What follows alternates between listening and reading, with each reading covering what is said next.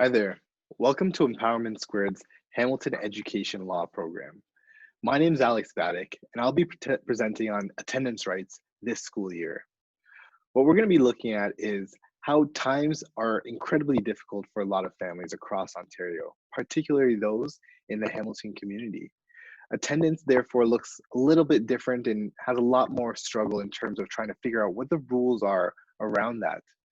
We'll talk about how historically its attendance has looked a lot different and what it actually looks like now, some of the different rules that follow in-person and online attendance.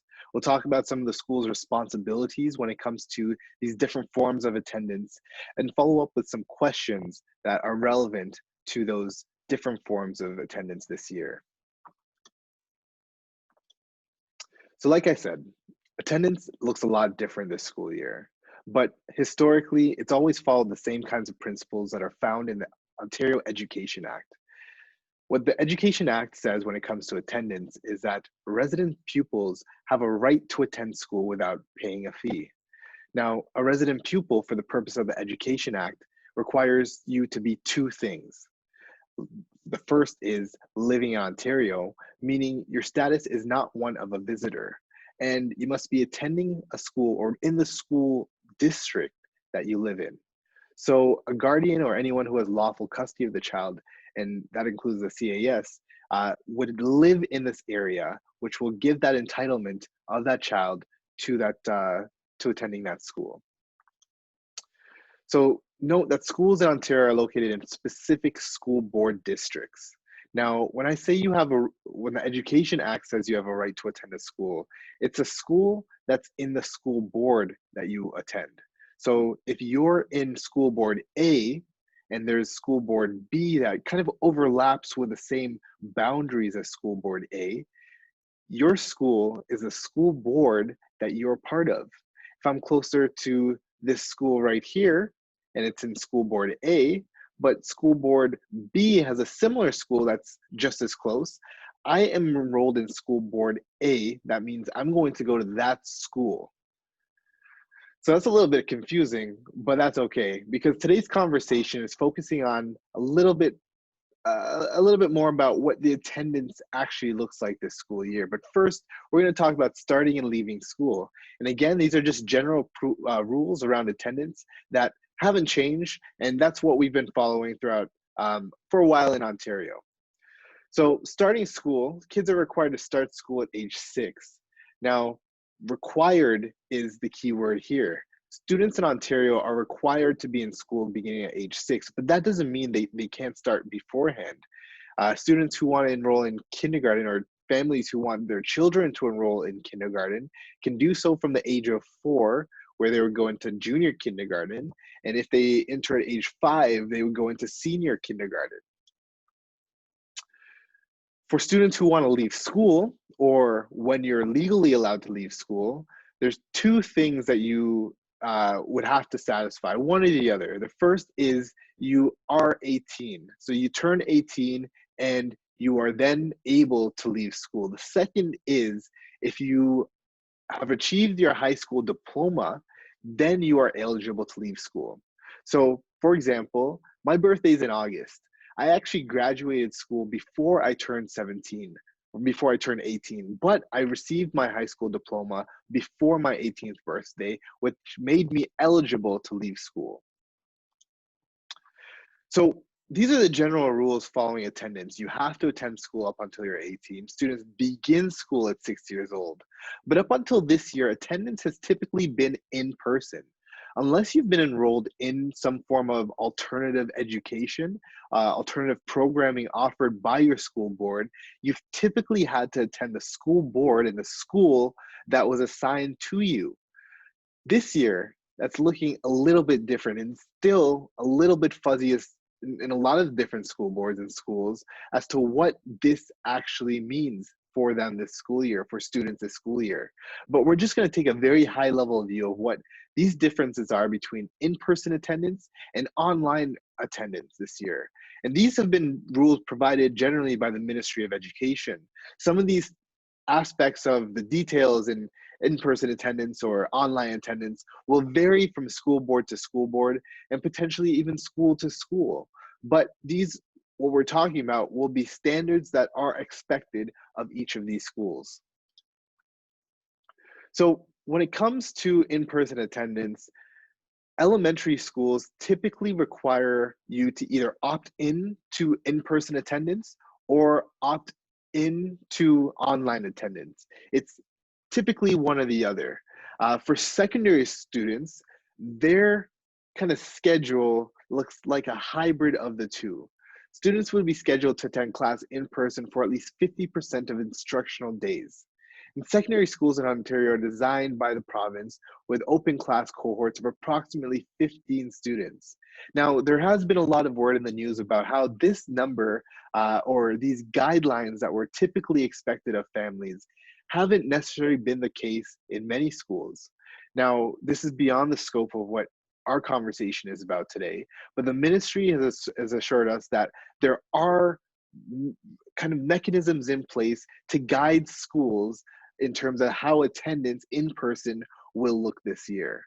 So where possible, students will be assigned curriculum linked to work on remote learning days, and they'll be able to participate in synchronous learning with their teachers and classmates for a period of each of those school days. Now, this is when it comes to secondary school. For elementary students, it's a little bit different. In-person attendance would be optional for the 2021 school year so that parents can make decisions that work for their children and family. School boards will offer remote learning for all students who choose this option. So we can see that voluntary learning in class, in person, is kind of the standard for elementary schools. But for secondary schools, we see that there's more of a hybrid kind of approach to it. Nonetheless, secondary students are able to opt out of, as well as opt out of the in-person attendance, as well as the elementary students. For many of these different schools, and for many of these different school boards generally, they might require you to pre-register in-person attendance by a certain date. Now, when it comes to registering for school generally, many families, particularly those who are newcomers and immigrants, tend to encounter a few different issues going forward with this. And when we talk back about the resident pupil kind of standard for students who are eligible for free education in Ontario, or attending having this right to free education in Ontario, we noticed that you must be a resident pupil.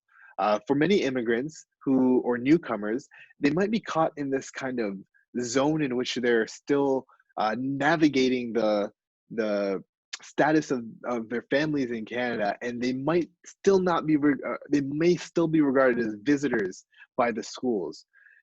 You'd be urged to speak to some advocates, some legal advocates about your rights in this circumstance. You may want to also advocate for the right for your child to be able to access that school. But again, let's go back to pre-registering for this school year. So a lot of school boards this year have actually decided to pre-register in terms of your in-person attendance or your online attendance. Now, it's important for schools because they will be able to gauge how many resources they will need for either or. And if students miss that deadline, they may be waitlisted and offered remote learning instead of being able to be in person. Now, what's key and perhaps a little bit fuzzier is whether or not you are able to switch this decision. Some school boards across Ontario are letting you know that you can revert back to one or the other based on the time of year it is. And what I mean by that is some school boards are waiting maybe every few weeks or months before they allow for the opportunity for students to either go in person or go onto online attendance. Your school board will have more details about how that works. For some school boards, particularly in the Hamilton Wentworth District School Board, there is something called a school attestation that must be completed. And what this means is it's a one-time attestation or guarantee confirmation regarding a daily screening of COVID-19 symptoms. Now, this isn't uncharacteristic of all school boards across Ontario, typically what will be done is a daily review or daily screening for any COVID-19 symptoms. That's before your child arrives at school. For the Hamilton Wentworth District School Board, they will actually be having a screening checklist that must be completed before arriving at school. If any of those questions yield the answer yes, or there's a refuse to answer those questions, students will be considered to have failed the screening and therefore must not attend school.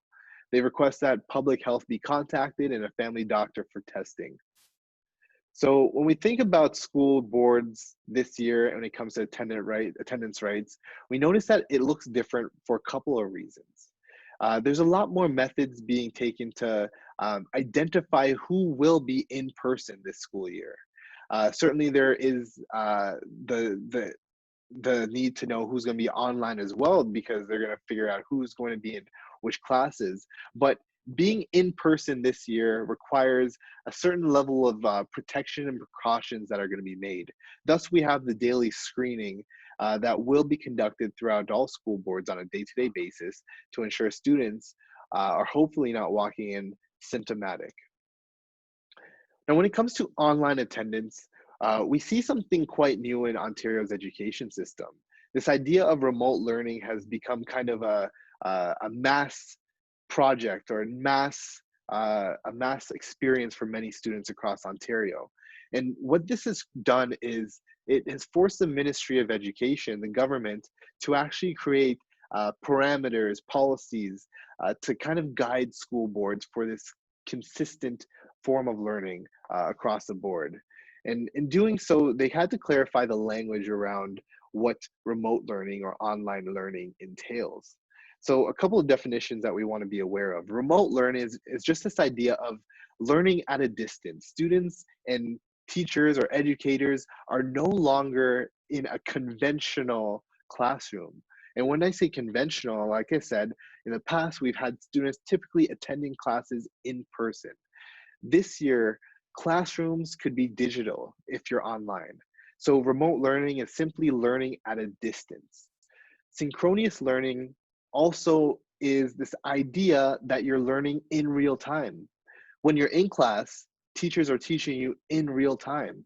They give an instruction and you're there to immediately take in the information or ask questions when it comes to questions or comments about that information. Synchronous learning is about being able to have that learning occur in real time from that remote or distance learning in this digital classroom. Asynchronous learning simply means learning not in real time. So this could be through pre-recorded videos or through other methodologies of teaching students that does not occur in real time. So the ministry actually had to set out a bunch of not lengthy, but numerous parameters when it comes to remote learning requirements. And this is because they want to ensure that the standards across the board are similar. So in doing so, they require schools to adhere to seven learning requirements. First is that there's a minimum requirement for engaging students during remote learning. So they've set standards for how much minimum time will be required for learning remotely. And we see this similar kind of occurrence. It's not different from requirements for how much in-person learning there was historically. So in past school years, there's a minimum amount of days where students must be attending school. And this is generally not to say students are going to not miss school days, but there is a set amount of days of school in the school calendar year. So there's a minimum amount of time required for students to be engaged in remote learning now. It's not enough that the school year is going, but they require students to be engaged for a certain amount of time now. There's also a minimum requirement for synchronous learning, which, as we described before, was this idea of real-time learning. The government has clearly put some value on this idea of real-time learning, and thus have created requirements for school boards to follow. Now, when it comes to the process for exempting students from synchronous learning, it's still a right that families are able to have. but there's a process by which school boards will be required to exempt anyone from that process. So the protocols for delivering remote learning are also quite important. What are the different resources that schools will be using to deliver remote learning? These are things that probably will vary from school board to school board, but the significance for about this is having this kind of uh, uh, this process and protocol figured out so they're able to easily convey that to families and students as well. Access to remote learning devices such as laptops or tablets and the internet is an incredibly relevant point for many communities across Ontario. We don't want to enter a system in which some students have the ability to learn and some students do not have the ability to learn. So school boards are now tasked with the responsibility of ensuring that all students have access to remote learning devices. And those would include laptops or tablets and the internet. There's also a standardized suite of synchronous learning platforms that must be figured out. So what is the platform that school boards will be using throughout? You don't want to, school boards wouldn't want to encounter the issue of having this this vary from school to school, as it might create some logistical issues for them. And finally, cybersecurity, privacy, and online safety are incredibly important to students and families this year, especially knowing that their children might be engaging a lot more in an online kind of format. You want to be confident that you're able to still protect your children. School boards are tasked with that responsibility of creating those minimum requirements, ensuring that all of these issues are resolved and children are protected when they head online. So very generally, the school board's responsibilities this year are a little bit broader than they have been in past school years. As we know, COVID-19 has posed a number of health challenges for Ontario and the world, and that's placed an added responsibility for schools to enhance public health measures. In many other forums and places throughout communities, we don't see as many people entering buildings and being around each other as frequently as schools. So with that, schools have taken steps to ensure that public health measures are used to protect other students in other communities. So cohorts and staggered starts to school are some of the examples of this. Student screening on a day-to-day basis to ensure that children aren't entering school with symptoms is a huge factor. Cleaning and disinfecting, ensuring proper ventilation and protection equipment by staff, as well as students who will be provided with non-medical masks as well. And once again, cybersecurity, privacy, and online safety is a big factor that schools will be responsible for this school year. So when it comes to online remote learning, the principal must ensure a couple of different things.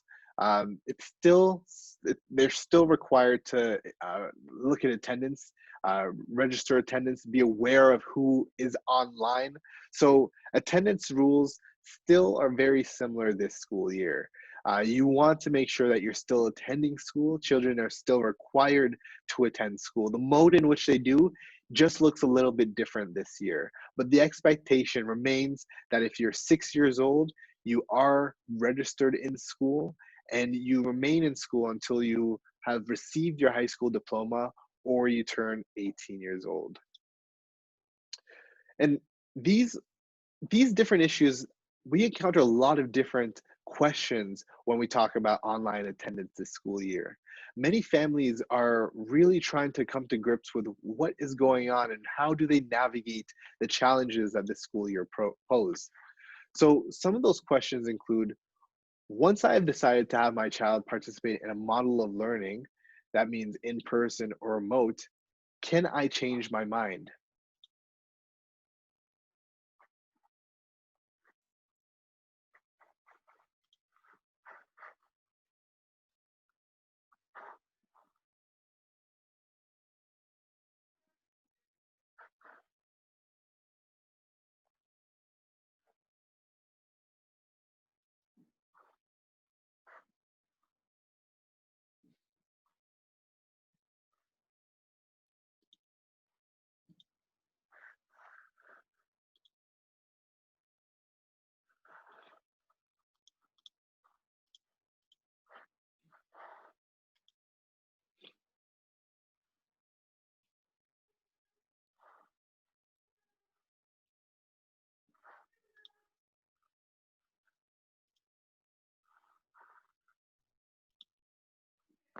So when parents wonder what it is that they are entitled to when their children are either in online schooling or in-person schooling, they are wondering whether or not they are able to simply switch their children out and move to the other. The question for sure might vary from school board to school board because they have their own different ways in which they're able to accommodate these different needs. For many of these school boards, they will post online to let you know what that process looks like. For the Hamilton Wentworth District School Board, we see that in-person learning and virtual school is in place for very specific reasons. And we know that across the board. It's important to note for health and safety reasons, the impact of switching would have uh, potential harmful impacts on staffing, physical distancing, and space allocation. So it would not be possible to immediately transition between the two models. That means if you're in person, it might be very difficult to immediately switch into an online class and vice versa. For that reason, an opportunity to enter a virtual school or return to in-person learning will be provided at select times. These times might look different from school board to school board and from elementary to secondary school as well. So you want to tune into your local school board to check in terms of whether or not they have allocated dates for transitioning between those two models or not. Another question we have is, what if there is a suspected or confirmed case of COVID-19 at my child's school? And for some of the school boards across Ontario, we see that there are many guidelines in place. For many of the school boards across Ontario, we see that there are guidelines in place. And you'll notice that those documents are publicly available and they give parents an opportunity to understand and learn about the processes for determining if an outbreak exists, declaring an outbreak, and providing direction on outbreak control measures that must be implemented.